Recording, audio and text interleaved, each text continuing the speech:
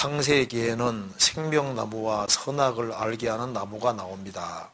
선악과를 만드신 이유는 알고 있는데 왜 생명나무를 만드셨는지 궁금합니다.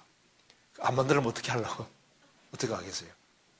선악과만 만들어 놓으면 안 되죠. 그죠? 자, 창세기에는 생명나무와 선악을 알게 하는 나무가 나옵니다. 선악과를 만드신 이유는 알고 있는데 성경을 좀 많이 배운 것 같아요. 선악을 알게 하는 나무의 실과를 왜 만들었는지 이거 이해하기가 쉽지 않은데 이걸 이해한다면은 구원받은 지 좀 오래됐고 좀 잘 아는 것 같습니다. 그런데 왜 생명나무를 만드셨는지 궁금합니다. 하나님이 아담 하와를 만들어 놓으시고 선악과만 만들어 놓으면 안 되죠. 그렇잖아요. 선악과 만들 때 생명과를 반드시 만들어 놓으셔야 됩니다. 선악과 시험을 통과하면은 영원한 생명을 얻도록 하셔야만 되는 거예요. 그렇잖아요. 그래서 사람은 근데 선악과를 통과하지 않고 생명과를 막 빨아먹을 수는 없습니다.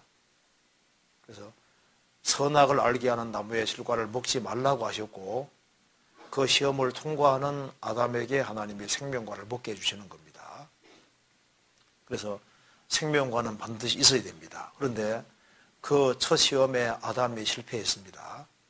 그래서 첫사람 아담이 시험에 실패했기 때문에 예수님이 오셨고 그래서 예수님이 대신 구원을 완성하시고 그 생명을 우리에게 주시는 겁니다. 창세기 3장 한번 봅시다.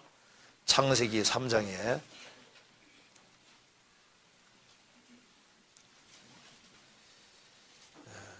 3장 24절 3장 24절에 이같이 하나님이 그 사람을 쫓아내시고 에덴 동산 동편에 그룹들과 두루 도는 화염금 불칼을 두어 생명나무의 길을 지키게 하시니라. 그러니까 아담 하와가 범죄하고 난 이후에는 생명과를 먹어서 영생하면 어떻게 될까요? 그러니까 이제 그러면은 영생은 하되 죄 문제가 해결이 완전히 안 된 상태로 먹으면은 마귀처럼 되는 겁니다. 그러니까 이제 하나님께서 구원은 약속해 주셨지만은 예수님이 십자가에 죽으실 때까지는 이제 여기 생명나무의 길에 생명나무로 나아가지 못하게 막으셨어요. 그래서 두루드는 화염금 불칼을 두었다고 되어 있죠. 그래서 이 생명과를 먹으려면은 이 칼을 맞고 죽어야 되는 거예요. 그래서 예수님이 우리에게 생명과를 다 주시려고 육신 입고 오셔서 대신 불칼을 맞은 겁니다. 그래서 예수님이 생명과를 따신 거나 마찬가지고 그래서 그리스도를 믿는 사람은 영원한 생명 얻도록 하신 거예요. 그래서 여기에 왜 생명과를 만드셨느냐? 처음부터 사람을 하나님처럼 되게 하시려고 만드신 겁니다. 하나님의 영원한 생명을 주시려고 원래 사람 만드신 거예요.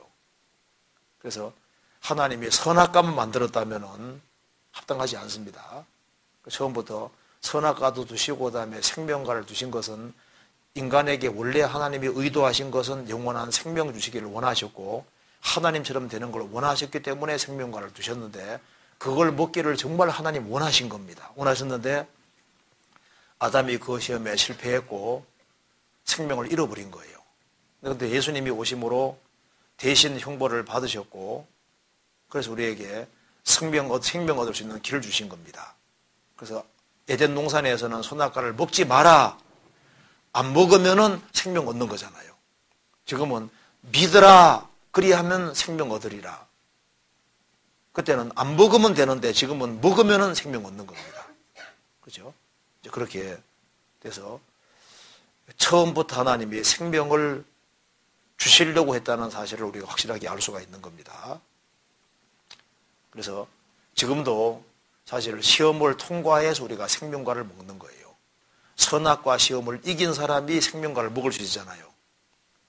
지금도 이 세상에 많은 유혹이 있지만은 그리스도를 믿는다는 것이 뭡니까? 그 시험을 통과해서 믿는 거예요.